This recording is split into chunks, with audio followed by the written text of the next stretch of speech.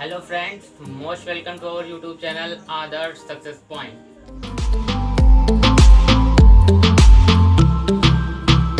ठोक दीजिए महाकाल का दबा कर लाकर से ठोक दीजिए। 5,000 लौटे दिख जाना चाहिए। ये 4,000 के लिए मैं यहाँ पे नहीं खड़ा हूँ। पूरा साल मेहनत करता हूँ आपके लिए बेटा। ऐसा नहीं चलेगा, ऐसा नहीं चलेगा।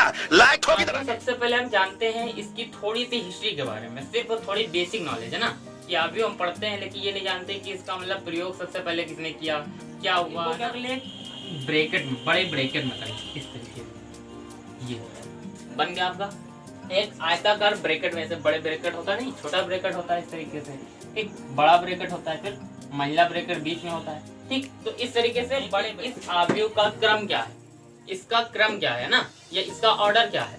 तो आप कहेंगे सबसे पहले इसमें पंक्ति की संख्या गिनेंगे, कितनी पंक्ति है। देखो ऐसे ऐसे जो तिरछी होती हैं वो क्या होती है, पंक्ति होती है, रो है ना। तो 1 2 3 कितनी 3। तो m की संख्या कितनी हो गई 3।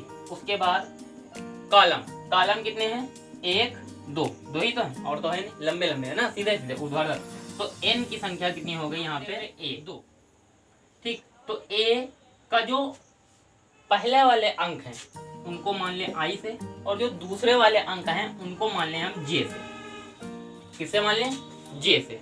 ठीक, तो i क्या है। अब जिस तरीके से बिल्लियों के कई प्रकार होते हैं, सांप के कई प्रकार होते हैं, उसी तरीके से अवयव के भी कई प्रकार होते हैं। अलग अलग टाइप्स के ये अवयव होते हैं ना। तो आइए जानते हैं कि कितने प्रकार के अवयव होते हैं, क्या क्या है। तो फ्रेंड्स, मैट्रिक्स अवयव सबसे मजेदार टॉपिक, इंटरमीडिएट का मैथमेटिक्स का सबसे इंटरेस्टिंग टॉपिक और लगभग आसान भी टॉपिक। ठीक है, तो अवयव, तो अवयव सबसे पहले हम जानते हैं इसकी थोड़ी सी हिस्ट्री के बारे में। सिर्फ थोड़ी बेसिक नॉलेज है ना, कि अवयव हम पढ़ते हैं लेकिन ये नहीं जानते कि इसका मतलब प्रयोग सबसे पहले किसने किया, क्या हुआ है ना। तो सन आपको बता दें कि सन 1850 ईस्वी, ठीक है, 1850 ईस्वी में एक महान गणितज्ञ कह सकते हैं, इनका नाम था जे सिल्वेस्टर। इन्होंने सबसे पहले किसका प्रयोग किया, अवयव शब्द का प्रयोग किया, मैट्रिक्स शब्द का प्रयोग किया इन्होंने सबसे पहले 1850 ईस्वी में। इन्होंने जे सिल्वेस्टर ने अवयव शब्द का प्रयोग हुआ। तो अवयव शब्द की उत्पत्ति कहाँ से हुई, जे सिल्वेस्टर ने की, कब की, सन 1850 ईस्वी में। ठीक, उसके बाद इन्होंने सिर्फ इसका, इस शब्द का क्या किया था, निर्माण किया था, सिर्फ इस शब्द को बताया था अवयव है ना। लेकिन इसका जो, इसकी जो और बाकी की आगे की थ्योरी है अवयव का मतलब सिद्धांत, ठीक, थ्योरी ऑफ मैट्रिक्स। तो सन 1858 ईस्वी में आर्थर कैले जी ने क्या बताया, अवयव का सिद्धांत बताया, यानी थ्योरी ऑफ मैट्रिक्स। तो थ्योरी ऑफ मैट्रिक्स हमें किसने बताई, आर्थर कैले ने। ठीक, लेकिन जो इसका, इस शब्द का प्रयोग किसने किया, जे सिल्वेस्टर ने 1850 ईस्वी में। तो ये थी इसके मतलब अवयव से रिलेटेड कुछ हिस्ट्री है ना, कि आपसे अगर कोई पूछे कि भैया अवयव का प्रयोग सबसे पहले किसने किया, तो आप बता देंगे कि किसने किया है, जे सिल्वेस्टर ने। कब किया है, 1850 ईस्वी में। ठीक, 1850 ईस्वी से क्या हुआ, अवयव शब्द आया है ना, ठीक, हम लोगों के बीच में। तो अब बात आती है कि इस अवयव है क्या, अवयव की परिभाषा क्या है, किताबी लैंग्वेज क्या, हम इसे समझे कैसे है ना। तो आइए वो देखते हैं। तो फ्रेंड्स, आप देखिए व्हाइट बोर्ड पर देख पा रहे होंगे कि मैंने क्या है, एक टेबल बनाई है ना। टेबल आप देख पा रहे होंगे, लिखा है दुकान वस्तु है ना। ये दुकान है, यानी दुकानदार है राम, मोहन, राजू, ये अलग अलग इनकी दुकानें हैं। और इन तीनों के पास क्या है, नमक, दूध, चीनी। ठीक, नमक, दूध, चीनी। तो आइए इनके मतलब दुकानों के रेट देखते हैं कि राम की दुकान में नमक का रेट कितना है, मोहन की दुकान में नमक का रेट कितना, राजू की दुकान में कितना है ना। तीनों का अलग अलग चीज देखते हैं। तो देखो भैया, इससे क्या होगा, इससे हम सीखेंगे अवयव क्या है, अवयव कैसे बना के, कैसे इसकी जरूरत पड़ी। ठीक, तो मान लो राम की दुकान में, ठीक है, नमक कितने रुपए किलो है, 10 रुपए किलो, ये 10 रुपए किलो बेच रहे हैं। मोहन कितने रुपए किलो, 15 रुपए किलो मान किलो बेच रहे हैं। ठीक, इनके यहाँ 10 है, इनके यहाँ 15 है। राजू के यहाँ मान लो 5 है। ठीक, इस तरीके से। उसके बाद दूध का मान लो, दूध यहाँ पे कितने हैं, दूध यहाँ पे कितना 20 है, यहाँ पे कितना है 30, यहाँ पे कितना आ गया 40 हो गया। ठीक, अलग अलग दुकानों पर, राम की दुकान पर अलग रेट, मोहन की दुकान पर अलग रेट, राजू की दुकान पर अलग रेट। अब इसके बाद चीनी यहाँ पे कितनी है 30 है। ठीक है, यहाँ पे कितनी है 35 हो गई, ठीक है। और यहाँ पे कितनी मानी, 25 मानी, ठीक। तो इस तरीके से ये क्या है, एक टेबल होगी कि राम की दुकान में इन चीजों का रेट इतना इतना है ना, मोहन की दुकान में इतना इतना, राजू की दुकान में इतना इतना। लेकिन अब क्या करें, अब इस टेबल को ये चीज भूल जाइए, ये जो थ्योरी लिखी हुई ये चीज भूल जाइए, सिर्फ ये नंबर अलग लिख लीजिए। देखिए कैसे, 10 20 30, इधर क्या लिख लेंगे, 10 20 30, उसके बाद 15 30 35, 15 30 35, इधर 5 40 25, क्या हो गया, 5 40 25, ठीक। ये चीज हो गई। अब देखिए ये ऐसे सादा सादा लग रहा है ना, क्या नंबर रखे हुए हैं अलग अलग, थोड़ा थोड़ा डिस्टेंस है ना। अब इनको क्या कर लिए, ब्रैकेट में, बड़े ब्रैकेट में करेंगे इस तरीके से, ये बन गया आपका एक आयताकार ब्रैकेट में से बड़े ब्रैकेट होता है, नहीं छोटा ब्रैकेट होता है इस तरीके से, ठीक। बड़ा ब्रैकेट होता है, फिर महिला ब्रैकेट बीच में होता है, ठीक। तो इस तरीके से बड़े ब्रैकेट में करेंगे, तो यही आपका क्या कहलाएगा, यही आपका आव्यूह कहलाएगा। क्या कहलाएगा, आव्यूह। दिस इज कॉल्ड मैट्रिक्स, ठीक। यही आपका क्या कहलाएगा, आव्यूह। अब आपको शायद पता चल गया होगा कि आव्यूह का निर्माण किस तरीके से हुआ, कैसे हुआ ना, ठीक। तो संख्याओं का, जो संख्याएं होती हैं, ठीक है, उनका एक सिस्टम बनाया जाता है, निकाय बनाया जाता है, और उनको एक बड़े कोष्ठक में बंद कर दिया जाता है। उसी पूरे निकाय को हम क्या कहेंगे, आव्यूह कहेंगे, मैट्रिक्स कहेंगे, ठीक। ये चीज होगी। और इसके अंदर ये सब नंबर होते हैं, ठीक। इन नंबर को हम क्या कहते हैं, इनको कहते हैं अवयव। क्या कहते हैं, अवयव, ठीक। इन्हें हम क्या कहेंगे, अवयव कहेंगे, ठीक। और ये आपका पूरा क्या कहलाएगा, ये आपका आव्यूह कहलाएगा, ठीक। ये आपका आव्यूह कहलाएगा, ठीक। अब तो ये अवयव कहलाते हैं। अब देखिए ये जो ऐसे ऐसे तिरछी लाइनें, देखो 10 15 5 ये एक क्रम में है ना, 20 30 40 एक क्रम में, 30 35 25 एक क्रम में। तो ये जो बेड़ी बेड़ी लाइनें, ठीक, इन्हें हम क्या कहेंगे, इन्हें हम कहेंगे पंक्ति। क्या कहेंगे, पंक्ति। अगर इंग्लिश में बात करें तो इन्हें क्या कहेंगे, रो।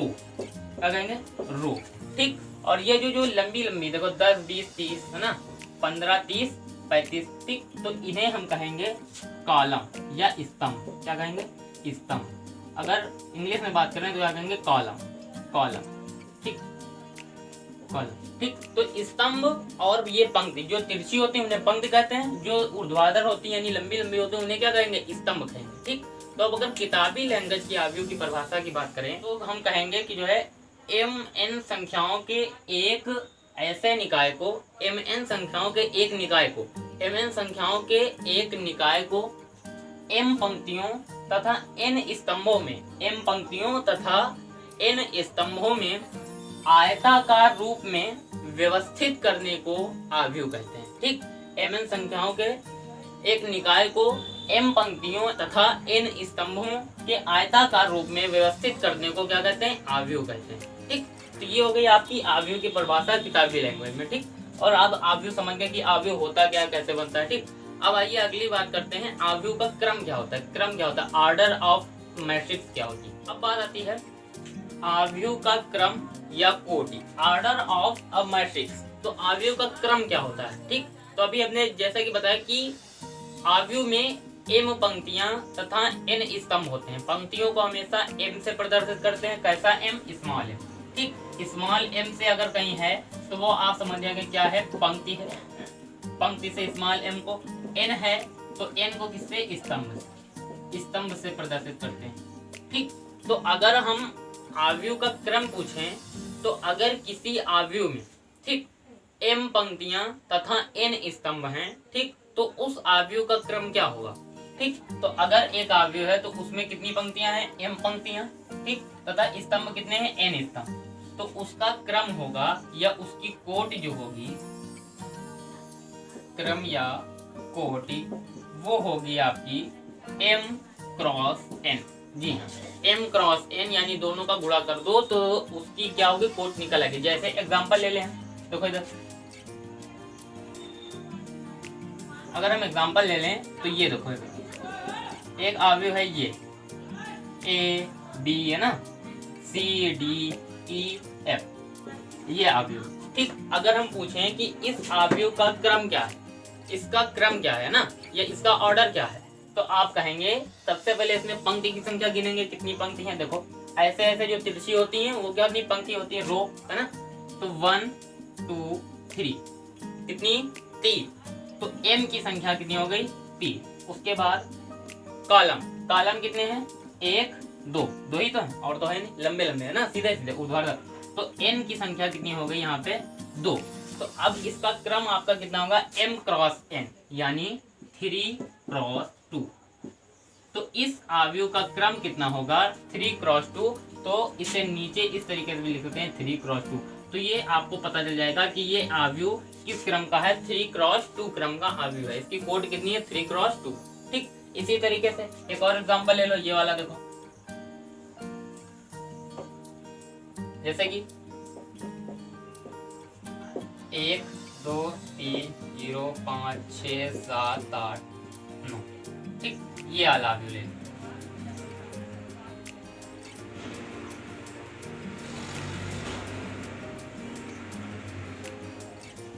ये आव्यूह अगर हम ले लें तो देखो क्या होगा, यहाँ पे पंक्ति सबसे पहले गिनेंगे ना, क्योंकि आव्यूह का क्रम निकालने के लिए m और n यानी पंक्तियों की संख्या गुणे स्तंभों की संख्या। तो m क्या है पंक्ति, तो 1 पंक्ति 2 पंक्ति 3 पंक्ति, पंक्तियों की संख्या 3, m = 3। फिर उसके बाद कॉलम कितने 1 कॉलम 2 कॉलम 3 कॉलम, तो n कितने हो गए 3। तो इसका क्रम क्या होगा, इस आव्यूह का क्रम या इसकी कोट कितनी होगी m क्रॉस n, यानी 3 क्रॉस 3 हो जाएगी। तो इसका ऑर्डर आप लिख देंगे कितना है 3 क्रॉस 3। ठीक, आव्यूह का क्रम या कोड समझ गए होंगे ना, कि अगर कोई आव्यूह दिया है तो उसकी पंक्तियों की संख्या गिने, फिर स्तंभों की संख्या गिने, दोनों को आपस में गुणा करवा दे, उसका ऑर्डर निकल आएगा, क्रम निकल आएगा। ठीक, इसके बाद एक हमेशा ध्यान रखिएगा कि क्रम लिखते समय सबसे पहले m लिखा जाएगा, यानी सबसे पहले पंक्तियों की संख्या लिखी जाएगी, फिर उसके बाद n यानी स्तंभों की संख्या। तो पंक्तियों की संख्या हमेशा पहले रहेगी, पंक्ति हमेशा पहले लिखी जाएंगी, उसके बाद क्या लिखा जाएगा स्तंभ लिखा जाएगा। ठीक, अब देखिए आपके सामने एक आव्यूह लिखा हुआ है ना, ये आव्यूह है। अब अगर हम आपसे पूछे कि इस आव्यूह में कितने एलिमेंट हैं, इस आव्यूह में कितने अवयव हैं, तो आप गिनने लगेंगे 1 2 3 4 5 6 7 8 9। ठीक, इस तरीके से। लेकिन कहीं कहीं आपको बड़े आव्यूह दे गए, ठीक, तो आप कब तक बैठ के गिनेंगे। ठीक, तो उसके लिए है कि आप कैसे तुरंत पता लगाएं कि आव्यूह में कितने एलिमेंट हैं, कितने अवयव दिए हैं। तो उसका सीधा से ये फॉर्मूला है कि इसमें तुरंत क्या पंक्तियों की संख्या और स्तंभों की संख्या गिनी है, तो तुरंत गिनिए। सबसे पहले पंक्तियों की संख्या 1 2 3 पंक्ति, तो m आपका कितना हो गया 3, n 1 2 3। ठीक, तो 3 स्तंभ हो गए, n आपका कितना हो गया 3। ठीक, तो तुरंत अगर किसी आव्यूह में अवयवों की संख्या ज्ञात करनी है तो उसमें अवयवों की संख्या बराबर होती है mn के। mn का मतलब 3 × 3। ठीक, 3 × 3, तो 3 त्रिकोण कितना हो गया 9। तो इस आव्यूह में कितने अवयव हैं 9 एलिमेंट है, इस आव्यूह में 9 एलिमेंट है, बिना आप गिन सकते हैं। ठीक, उस तरीके से आपका निकल आएगा। कोई भी आव्यूह तो उसमें अगर एलिमेंट की संख्या याद करनी है तो इसी तरीके से आप याद करेंगे। आव्यूह का निरूपण, नोटेशन ऑफ मैट्रिक्स। ठीक, तो अभी आपने देखा कि ऑर्डर ऑफ मैट्रिक्स, ठीक, और उसके बाद उस ऑर्डर से आप उसके अवयव कितने हैं ये कैसे पता लगाएंगे।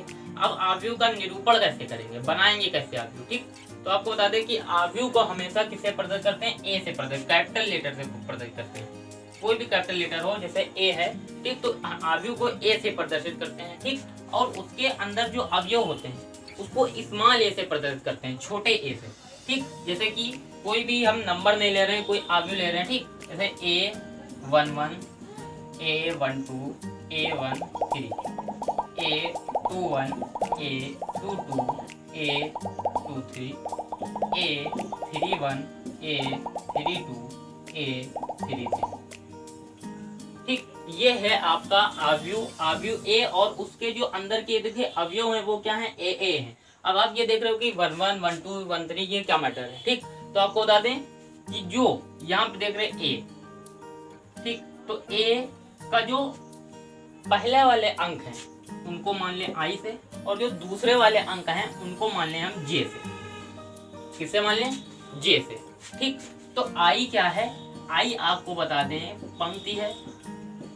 जे क्या है, जे है आपका स्तंभ, जे क्या है आपका स्तंभ है। आई का रो है और जे क्या है कॉलम है, यानी स्तंभ है। तो यहाँ पे देख रहे होंगे A11 A12 A13, यानी इसका मतलब ये है कि ये AIJ ये पता लगाएगा कि कौन सा अवयव कहाँ पर है। जी हाँ, अगर हम A21 की बात करें तो A2 का मतलब दूसरी पंक्ति, 1 का मतलब पहला कॉलम, तो पहला कॉलम, तो ये वाला अवयव आपके सामने आ गया, समझ गया।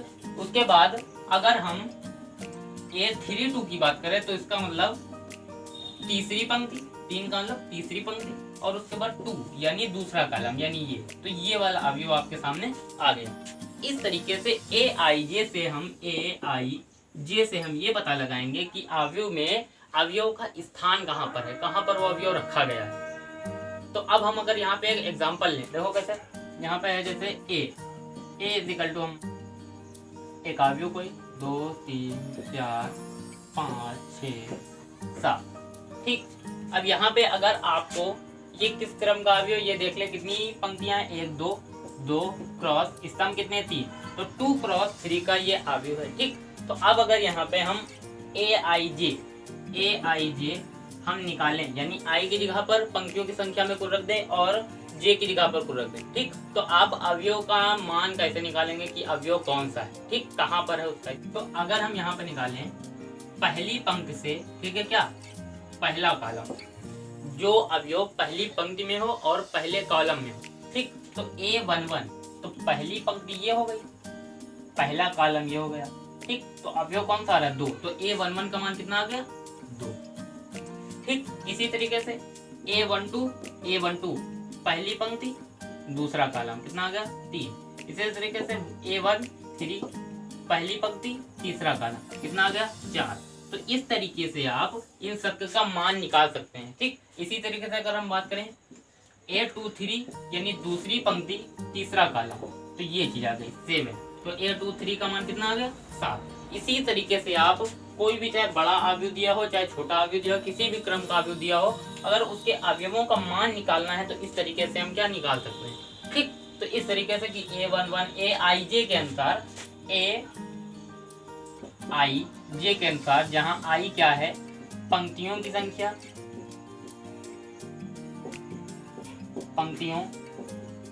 संख्या, ठीक, और यहाँ पे J क्या है, स्तंभों की संख्या, ठीक, स्तंभों की संख्या है, यानी ठीक है, पंक्तियों की संख्या I और J क्या है, स्तंभों की संख्या, यानी रो की संख्या और कॉलम की संख्या, ठीक। तो इस तरीके से आप अवयव के मान निकाल सकते हैं कि वो अवयव कहाँ पर रखें, किस स्थान पर है, ठीक। अब जिस तरीके से बिल्लियों के कई प्रकार होते हैं, सांप के कई प्रकार होते हैं, उसी तरीके से अवयव के भी कई प्रकार होते हैं, अलग अलग टाइप्स के ये अवयव होते हैं ना। तो आइए जानते हैं कि कितने प्रकार के अवयव होते हैं, क्या क्या है, किस तरीके से, है ना। तो दोस्तों अवयवों के प्रकार, है ना, टाइप्स ऑफ मैट्रिक्स, तो मैट्रिक्स कितने प्रकार की होती हैं। तो सबसे पहले हम बात करते हैं जो नंबर 1 पर आता है हमारा, वो है आपका नंबर 1 पर क्षैतिज अवयव। कैसा अवयव, क्षैतिज अवयव। अगर इंग्लिश में बात करें तो इसको कहते हैं हॉरिजॉन्टल मैट्रिक्स। क्या कहते हैं, हॉरिजॉन्टल मैट्रिक्स, ठीक है, क्षैतिज अवयव। तो क्षैतिज अवयव कैसे कहते हैं, तो ऐसे अवयव जिसमें पंक्तियों की संख्या स्तंभों की संख्या से कम होती है उसे क्षैतिज अवयव कहते हैं, ठीक। जिस अवयव में पंक्तियों की संख्या यानी m, है ना, पंक्तियों की संख्या कम होगी स्तंभों की संख्या से, उसे क्या कहेंगे, क्षैतिज अवयव कहेंगे। जैसे कि फॉर एग्जाम्पल है आपका ये वाला अवयव, देखिए 2 3 4 5 6 7, ठीक। यहाँ पे देखो पंक्तियां कितनी हैं, 1 2, ठीक, 2 पंक्ति है, क्रॉस। अवयव कितने हैं, 1 2 3, अवयव कितने हैं, 3। तो यहाँ पे पंक्तियों की संख्या क्या है, अवयव की संख्या से कम है, ठीक। तो इस तरीके से इस अवयव को हम क्या कहेंगे कि ये कैसा हॉरिजॉन्टल मैट्रिक्स है या क्षैतिज अवयव है, ठीक। इस तरीके से अवयव आप क्या कहेंगे, क्षैतिज अवयव। कोई भी हो, चाहे स्तंभों की संख्या सिर्फ 1 ज्यादा हो या 2 ज्यादा हो, कितनी भी, लेकिन ज्यादा होनी चाहिए पंक्तियों की संख्या, ठीक। तो उस टाइप के अवयव को क्या कहेंगे, क्षैतिज अवयव। अब अगला जो हमारा है सेकेंड, ठीक। तो नंबर 2 पर आपका आता है ऊर्ध्वाधर अवयव। कैसा अवयव, ऊर्ध्वाधर ठीक इंग्लिश में से कहते हैं वर्टिकल वर्टिकल मैट्रिक्स। ठीक, ऊर्ध्वाधर अवयव। तो ऊर्ध्वाधर अवयव क्या होते हैं, यानी वर्टिकल मैट्रिक्स क्या होते हैं, तो जस्ट इसी का उल्टा, यानी जिसमें पंक्तियों की संख्या स्तंभों की संख्या से ज्यादा होती है उसे क्या कहेंगे, ऊर्ध्वाधर अवयव, वर्टिकल मैट्रिक्स। इसमें पंक्तियों की संख्या कम होती है, इसमें पंक्तियों की संख्या अधिक होती है स्तंभों की संख्या से। देखिए कैसे, यहाँ पे अगर हम अवयव ले लें फॉर एग्जांपल, तो 1 2 3 4 5 6 ये एक अवयव है। ठीक, यहाँ पे पंक्तियों की संख्या कितनी है, 1 2 3। ठीक, 3 पंक्ति हैं, यहाँ पे 3 पंक्ति हैं, 3 क्रॉस। उसके बाद जो आपका कॉलम 1 2 2, तो यहाँ पे आपका क्रम इसका कितना हो गया, 3 क्रॉस 2। तो यहाँ पे पंक्तियों की संख्या ज्यादा हो गई स्तंभों की संख्या से, यानी पंक्ति होंगे 3, स्तंभ हो कितने 2। तो यहाँ पे इस प्रकार के अवयव को क्या कहेंगे, ऊर्ध्वाधर अवयव कहेंगे। तो जिस अवयव में पंक्तियों की संख्या स्तंभों की संख्या से कम होती है उसे क्या कहेंगे, क्षैतिज अवयव। जिस अवयव में पंक्तियों की संख्या स्तंभों की संख्या से अधिक होती है उसे क्या कहेंगे, ऊर्ध्वाधर अवयव। ठीक, तो दोस्तों अगला जो अवयव है वो है आपका वर्ग अवयव। कौन सा, वर्ग अवयव, वर्ग अवयव। अगर इंग्लिश में बात करें तो इसे हम कहते हैं स्क्वायर मैट्रिक्स, स्क्वायर मैट्रिक्स, वर्ग अवयव। तो वर्ग अवयव को कैसे परिभाषित करेंगे ना, कि वर्ग अवयव की डेफिनेशन क्या होती है। तो क्षैतिज अवयव में क्या होता था, पंक्तियों की संख्या स्तंभों की संख्या से कम होती थी। ऊर्ध्वाधर अवयव में क्या होता था, पंक्तियों की संख्या स्तंभों की संख्या से अधिक होती थी। लेकिन वर्ग अवयव में क्या होगा, वर्ग अवयव में स्तंभों की संख्या पंक्तियों की संख्या दोनों क्या होंगी, सेम होंगी, बराबर होंगी। जैसे एग्जांपल ले लें एक अवयव का, जैसे ये वाला एक आपका अवयव है 2 3 4। ठीक, ये अवयव लेते हैं। तो अगर हम इसमें आपसे पूछे कितनी पंक्ति, 1 2 पंक्ति। ठीक, कितने कॉलम, 1 2 कॉलम। तो इसका ऑर्डर क्या हुआ, 2 क्रॉस 2, यानी m की संख्या कितनी 2, n की संख्या कितनी 2। तो दोनों यहाँ पे क्या है, बराबर है। तो जिस अवयव में पंक्तियों की संख्या स्तंभों की संख्या के बराबर होती है उस अवयव को हम क्या कहते हैं, स्क्वायर मैट्रिक्स, यानी वर्ग अवयव, है ना। तो दोस्तों अगला जो आपका है, अगला टाइप ऑफ मैट्रिक्स वो है आपका पंक्ति अवयव। क्या है, पंक्ति अवयव। तो हम लिख लेते हैं कौन सा अगला है आपका, पंक्ति अवयव, या इसे आप पंक्ति सदिश भी कहते हैं ना, इसे पंक्ति सदिश। पंक्ति सदिश, सदिश का मतलब वेक्टर, है ना। तो अगर हम इंग्लिश में बात करें तो इसे कहेंगे रो मैट्रिक्स और रो कौन सा, वेक्टर, है ना। रो वेक्टर भी कहते हैं इसे। ठीक, रो मैट्रिक्स या रो वेक्टर। तो एक पंक्ति अवयव या पंक्ति सदिश। तो पंक्ति अवयव कैसे कहते हैं, जिस अवयव में केवल एक पंक्ति होती है उसे क्या कहते हैं, पंक्ति अवयव का। तो उसमें कोई दूसरी पंक्ति नहीं होती, सिर्फ एक पंक्ति होती है, उसे क्या कहेंगे, पंक्ति अवयव। जैसे कि एग्जांपल हम ले लें, जैसे ये अवयव हो गया 3 4, या और ले लें 3 4 0 2 1। ठीक, इस तरीके से ये अवयव क्या कहलाएंगे, पंक्ति अवयव कहलाएंगे, क्योंकि इसमें कितनी सिर्फ एक पंक्ति आपको देखने को मिलेगी, है ना। अगर इस अवयव के ऑर्डर की बात करें तो पंक्ति कितनी, 1, क्रॉस कॉलम कितने, स्तंभ कितने, 2। तो इसका ऑर्डर कितना होगा, 1 क्रॉस 2। इधर पंक्ति कितनी, 1, क्रॉस कॉलम कितने, 3 2 5। तो इसका ऑर्डर कितना हुआ, 1 क्रॉस 5। तो जिस अवयव में केवल एक पंक्ति होती है उसे पंक्ति अवयव या पंक्ति सदिश कहते हैं। ठीक, रो मैट्रिक्स या रो वेक्टर। अगला है आपका, वो है आपका स्तंभ अवयव, है ना, क्योंकि पंक्ति अवयव आया है तो स्तंभ आना लाजमी है, वो आएगा। तो स्तंभ अवयव या आप इसे क्या कहेंगे, स्तंभ सदिश, स्तंभ सदिश। ठीक, इसे नाम दे देंगे क्या, कॉलम मैट्रिक्स और कॉलम वेक्टर। ठीक, तो कॉलम मैट्रिक्स, ठीक, और कॉलम वेक्टर, ठीक, ये चीज हो। तो जिस प्रकार से इसमें था कि इसमें सिर्फ एक पंक्ति होती थी तो उसे क्या कहते थे, पंक्ति आव्यूह, ठीक, उसी प्रकार से इसमें होगा कि जिस आव्यूह में केवल एक स्तंभ हो उसे क्या कहेंगे, स्तंभ आव्यूह या स्तंभ सदिश कहेंगे, ठीक। तो स्तंभ आव्यूह का ये हो गया एग्जाम्पल आप ले लें, इसमें सिर्फ और सिर्फ एक स्तंभ होता है, ठीक, जैसे 3 2 1, ठीक। इसमें देखिए सिर्फ आपको एक स्तंभ देखने को मिलेगा। उसी तरीके इसमें 2 0 3, ठीक, इस तरीके से कोई भी ले लीजिए, बड़े ले लीजिए या छोटे ले लीजिए, ठीक, 2 5 10 11, ठीक, इस तरीके से। तो ये सब आपके क्या कहलाएंगे, स्तंभ आव्यूह, ठीक, या स्तंभ सदिश। तो अगर इसके ऑर्डर की बात करें तो इसका ऑर्डर कितने कॉलम, कितनी पंक्ति, 1 2 3, तो 3 क्रॉस 1। इसका भी ऑर्डर कितना, 3 क्रॉस 1। इसमें क्या, इसमें 1 2 3 4 पंक्ति, तो 4 क्रॉस कॉलम कितना, 1। तो जिस आव्यूह में सिर्फ और सिर्फ एक कॉलम होता है, एक स्तंभ होता है, उसे क्या कहेंगे, स्तंभ आव्यूह या स्तंभ सदिश। जिस आव्यूह में सिर्फ एक पंक्ति होती है उसे क्या कहेंगे, स्तंभ पंक्ति आव्यूह या पंक्ति सदिश, ठीक।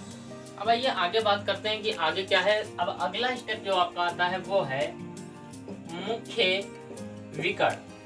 मुख्य विकर्ण क्या होते हैं, इन्हें हम इंग्लिश में आप कह सकते हैं इनको लीडिंग डायगोनल,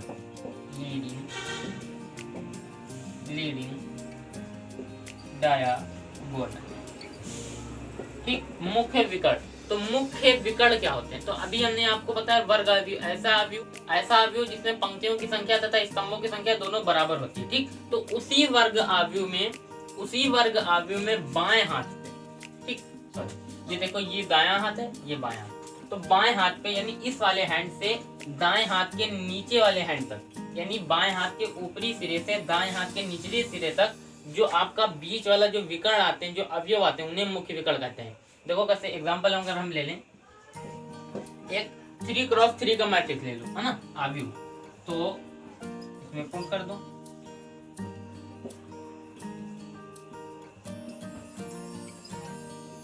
ठीक, ये चीज।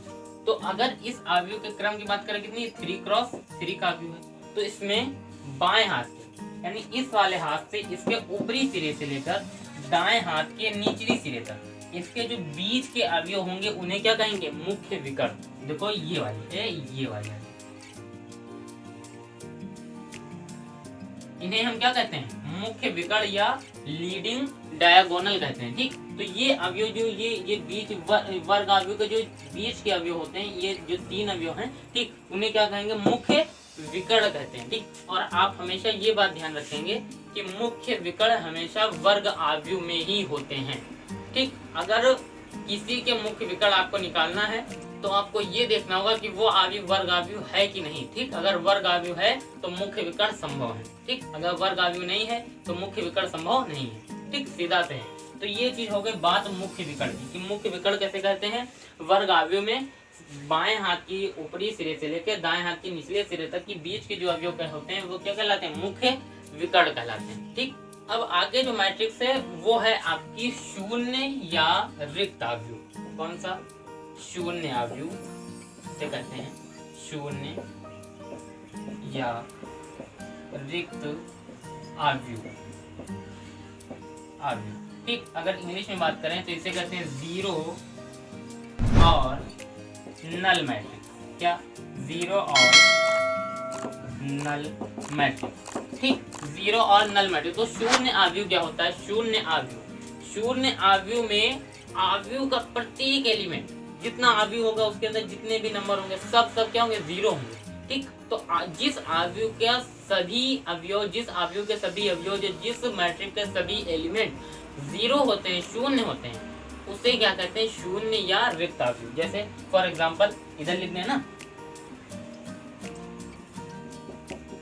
जैसे ये वाला आव्यूह ले लो, कोई भी आव्यूह ले लो, 0 0 0 0 0 0 0 0 0। तो ये किस प्रकार का आव्यूह है, ये है आपका नल मैट्रिक्स या शून्य आव्यूह, ठीक। कोई भी ले लो, ये वाला ले लो, 0 0 0 0 0 0, ठीक। मतलब उस कंडीशन ये है कि आव्यूह के जो ब्रैकेट के अंदर के सारे जो एलिमेंट है वो क्या होने, जीरो होने चाहिए, तभी क्या होगा, वो नल मैट्रिक्स कहलाएगा या शून्य आव्यूह कहलाएगा। ठीक, अगर कोई भी एलिमेंट यहाँ पे अगर 1 हो गया, ठीक, या कुछ भी होगा तो वो क्या होगा, शून्य आव्यूह नहीं कहलाएगा। ठीक, तो ये सब क्या कहलाएंगे, आपके शून्य आव्यूह कहलाएंगे। ठीक, तो मुख्य विकर्ण आप जानेंगे, मुख्य विकर्ण कैसे कैसे कहते हैं, शून्य या रिक्त आव्यूह या जीरो और नल मैट्रिक्स से कहते हैं, जिसका प्रत्येक एलिमेंट शून्य होता है, जीरो होता है, उसे क्या कहते हैं, शून्य आव्यूह। तो अगला आपका जो बात आती है वो है आपका अगला आव्यूह, अगला टाइप्स ऑफ मैट्रिक्स, वो है आपका इकाई या तत्समक आव्यूह। इकाई या तत्समक आव्यूह, इसे आप कह सकते हैं यूनिट और आइडेंटिटी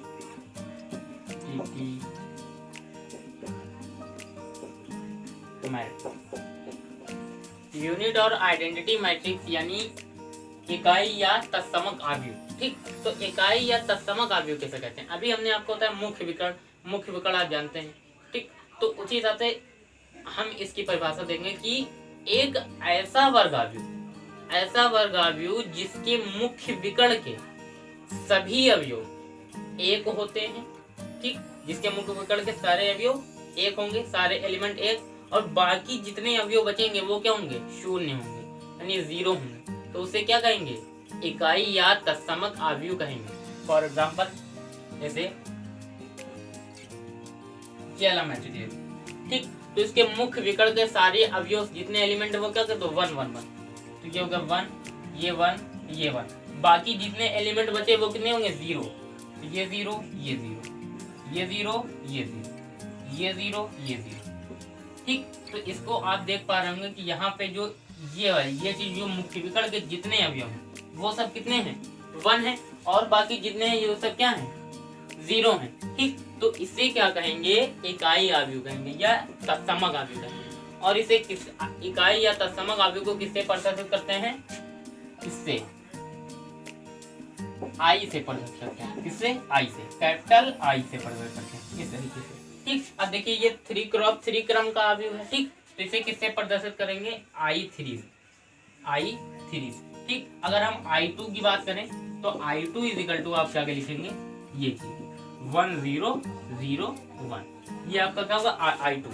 ठीक, क्योंकि ये किस क्रम का आव्यूह है, ये आपका 2x2 क्रम का आव्यूह है, तो इसे क्या कहेंगे, I2, और ये I3। तो यहाँ भी देखिए मुख्य विकर्ण के अवयव क्या है, 1 1 है, और बाकी सब क्या है, शून्य है, यानी 0 है। यहाँ भी क्या मुख्य विकर्ण के सारे अवयव कितने, 1 1 1, बाकी सब क्या है, 0 है। ठीक, तो इस तरीके से इकाई या तत्समक आव्यूह एक ऐसा वर्ग आव्यूह जिसके मुख्य विकर्ण के सभी अवयव एक होते हैं या इकाई होते हैं। ठीक, और बाकी शेष अवयव जितने बचे हैं वो सब क्या होते हैं, 0 होते हैं। ऐसा वर्ग आव्यूह इकाई या तत्समक आव्यूह कहलाता है, इसे आई से प्रदर्शित करते हैं। ठीक, अब आगे जो बात आती है वो आती है विकर्ण आव्यूह। कौन सा आव्यूह, विकर्ण आव्यूह, विकर्ण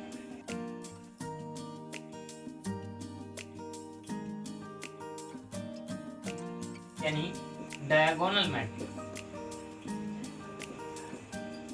डायगोनल मैट्रिक्स। ठीक, तो डायगोनल मैट्रिक्स या विकर्ण आव्यूह किसे कहते हैं, तो इसकी परिभाषा है एक ऐसा वर्ग आव्यूह जिसके मुख्य विकर्ण के अवयवों को छोड़कर सारे अवयव, सारे एलिमेंट शून्य होते हैं, ऐसा आव्यूह क्या कहलाता है, विकर्ण आव्यूह। कैसे, जैसे फॉर एग्जाम्पल यहाँ पे ले लें हम ये 2 -3 और 4।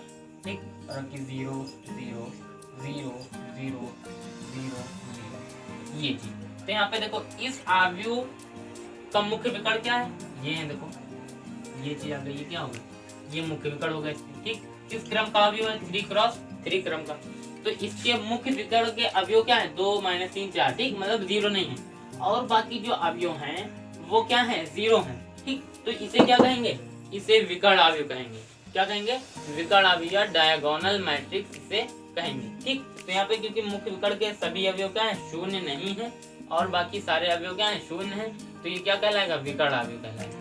और आपको एक बात और भी बता दें कि इकाई आव्यूह जो होता है वो एक विकर्ण आव्यूह होता है, लेकिन एक विकर्ण अवयव इकाई अवयव या तस्मक अवयव नहीं होता है, क्योंकि यहाँ पे इसके मुख्य वर्ग के सारे एलिमेंट 1 नहीं होते हैं, ठीक। लेकिन यहाँ पे इसके सारे एलिमेंट 0 भी नहीं होते हैं, ठीक। लेकिन ये विकर्ण अवयव है। उसी तरह के इकाई अवयव में उसके सारे एलिमेंट क्या होते हैं, 1 1 1 होते हैं, ठीक। लेकिन वो एक विकर्ण अवयव भी है, क्योंकि उसके सारे एलिमेंट क्या है, 1 1 1 है, 0 नहीं है, ठीक। और बाकी शेष एलिमेंट क्या है, 0 है। लेकिन ये एक इकाई अवयव नहीं है, ठीक। तो ये चीज आपको क्लियर होनी चाहिए। अब उसके बाद बात आती है अगले अवयव की, जो कि हमारा है अदिश अवयव। कौन सा, अदिश अवयव, यानी स्केलर मैट्रिक्स, ठीक। तो स्केलर मैट्रिक्स किसे कहते हैं या अदिश अवयव कैसे कहते हैं? तो एक ऐसा वर्ग अवयव, अदिश अवयव क्या होता है, वर्ग अवयव होता है। तो एक ऐसा वर्ग अवयव जिसके मुख्य विकर्ण के सभी अवयव समान होते हैं, बाकी शेष अवयव क्या होते हैं, शून्य होते हैं, उसे क्या कहेंगे, स्केलर अवयव, ठीक, या अदिश अवयव कहेंगे, ठीक। जैसे कि फॉर एग्जाम्पल यहाँ पे हम देख लें, ऐसे है 2 0 0, यहाँ 0 2 0, यहाँ क्या हो गया 0 0 2, ठीक। तो यहाँ पे हम देख पा रहे होंगे ये 3 क्रॉस 3, ठीक, ऑर्डर का मैट्रिक्स है। और इसके मुख्य विकर्ण क्या है, ये देखो, ये इसके मुख्य विकर्ण, ठीक। तो इसके मुख्य विकर्ण के सारे अवयव क्या है, समान है, और बाकी शेष अवयव क्या है, वो सब शून्य है, 0 है। तो इसे हम क्या कहेंगे, इसे स्केलर मैट्रिक्स कहेंगे या इसे अदिश अवयव कहेंगे, ठीक। तो और उसके बाद कोई और अवयव अगर आप ले लें, जैसे ये वाला 3 0 0 3, तो यहाँ भी क्या है, यहाँ 2 क्रॉस 2 क्रम का अवयव है, वर्ग अवयव भी है ना। इसके मुख्य विकर्ण के सारे अवयव समान है, तो ये भी क्या होगा, स्केलर मैट्रिक्स कहलाएगा, ठीक। तो एक ऐसा वर्ग अवयव जिसके मुख्य विकर्ण के सभी अवयव समान तथा शेष अवयव जो होते हैं वो शून्य होते हैं, उसे क्या कहेंगे, अदिश अवयव या स्केलर मैट्रिक्स कहेंगे, ठीक। इस तरीके से। अब अगला जो आता है वो है उप अवयव, बड़ा ही मजेदार है ये उप अवयव, ठीक। इसे हम कहते हैं सब मैट्रिक्स। क्या कहेंगे, सब मैट्रिक्स। सब मैट्रिक्स क्या होता है, जैसे कोई अवयव है, कोई 3 क्रॉस 3 क्रम का अवयव है, उसमें से कुछ पंक्तियां तथा कुछ स्तंभ निकाल देने पर जो बचा अवयव होता है उसे उप अवयव कहते हैं या सब मैट्रिक्स कहते हैं। जैसे कि एक अवयव मैं आपके सामने इधर ले रहा हूं, फॉर एग्जाम्पल यहाँ पे देखिए ये वाला अवयव है, जैसे 2 3 0 -1 2 4 5 6 7, ठीक। अब अगर इस अवयव से मैं पहली पंक्ति हटा दूं और पहला स्तंभ हटा दूं, तो पहली पंक्ति ये हो गई, ठीक, और पहला स्तंभ ये हो गई। अगर इन दोनों को हम हटा दें, ठीक, तो जो अवयव बचा ये चीज बची।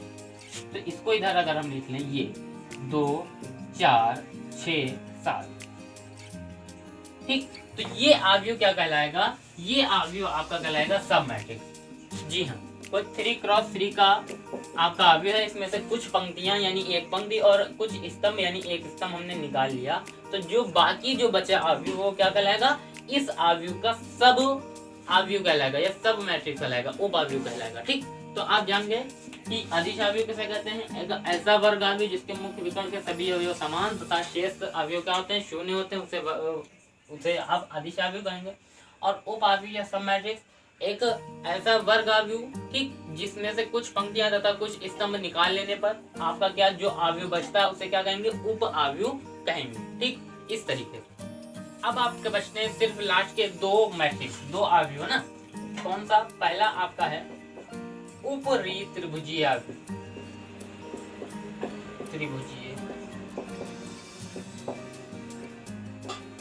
अवयव, ऊपरी त्रिभुजीय अवयव, इसे हम कहते हैं अपर ट्राइएंगुलर मैट्रिक्स, अपर ट्राइएंगुलर मैट्रिक्स, ठीक। और नंबर 2 पे आपका आता है निम्न त्रिभुजीय अवयव,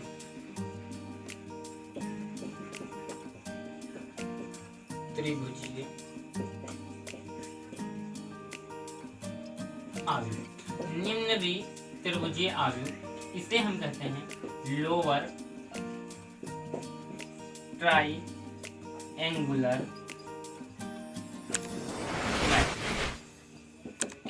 अपर ट्राइंगुलर मैट्रिक्स और लोअर ट्राइंगुलर मैट्रिक्स। तो ऊपरी त्रिभुजीय आव्यूह क्या है और निम्न री त्रिभुजीय आव्यूह क्या है, ये दोनों भी वर्ग आव्यूह होते हैं। ठीक, तो एक ऐसा वर्ग आव्यूह जिसके मुख्य विकर्ण के नीचे के सभी अवयव शून्य होते हैं, ऊपरी त्रिभुजीय आव्यूह कहलाता है। ठीक, एक वर्ग आव्यूह है, उसके मुख्य विकर्ण के नीचे के सारे अवयव क्या है, जीरो हैं, ऊपर के जीरो नहीं, नीचे के जीरो हैं। ठीक, तो ऐसा अवयव क्या कहलाएगा, ऊपरी त्रिभुजीय आव्यूह। देखो कैसे, एग्जांपल जैसे ये वाला अवयव ले, ठीक, 2 4 6।